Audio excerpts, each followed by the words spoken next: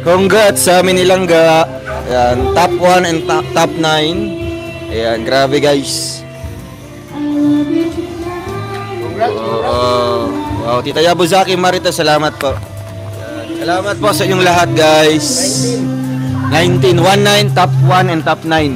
And ano pa yung napapansin nyo dyan? Ay, edad pala nilangga, no? Diba? Kasi April na ngayon. Maganda yung silangga. Ngayon mo lang napansin? Tita Tek, salamat po Tita Tek.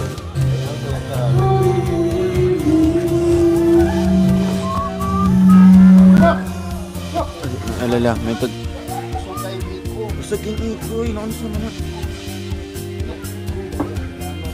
Opo, may sakit po yung nanay po ni Tita Mary Jane. Pagaling po kay Tita, nanay. Sabi yung signal natin guys at yung audio natin kasi may video okay dito. At di naman pwede na pagbawalan natin kasi resort po ito. Tayo mag-adjust. Okay lang ba? At least naka-microphone tayo. Hindi natin sitahin, baka sinaluan yung daanan natin.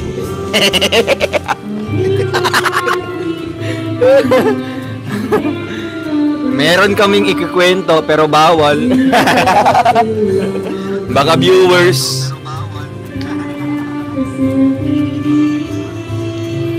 Alam nyo ang nangyayari doon sa trending na daanan. Wala na po ngayon. Tuluyan na pong sinara. At least bago siya naisara, nakadaan pa tayo. may picture natin siya. Oo, na-videohan natin. Wala na yun guys. Mga kalangga, wala na yun kasi andun na talaga, di ba? Dumating na sa point na wala, sinaraduhan na talaga ang lahat-lahat. Oo, kaya nga. Oo. Kaya ito lang masasabi ko po sa inyong lahat. Support local, no? Local farmers. Kasi dito po prioritize po nila yung mga magsasaka, yung mga ano nila. 'Di ba? Yung sa agriculture. Kaya sobrang mura lang. Ano ba 'to? Lettuce? Lettuce. Lettuce. 25 pesos. Bila? 25? Grabe yun. Mahal ito. Grabe oh. Ito na po yung update, hindi po nyo. Wow.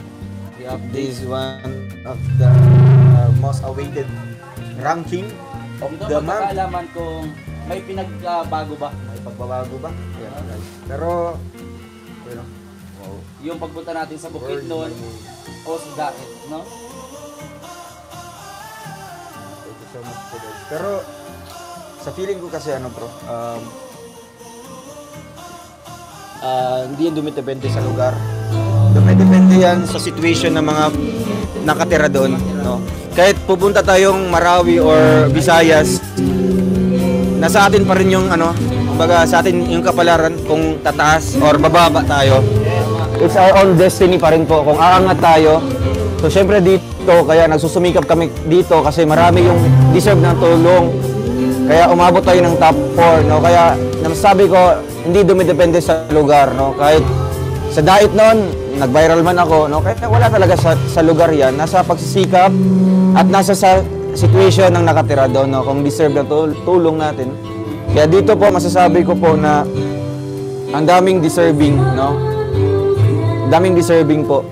Kaya hinahati-hati namin yung oras namin para mabisita sila, para mabalikan sila. So ayun, na, diba? That's all for now. Until next time. Thanks for watching. And don't forget to like, subscribe, and share.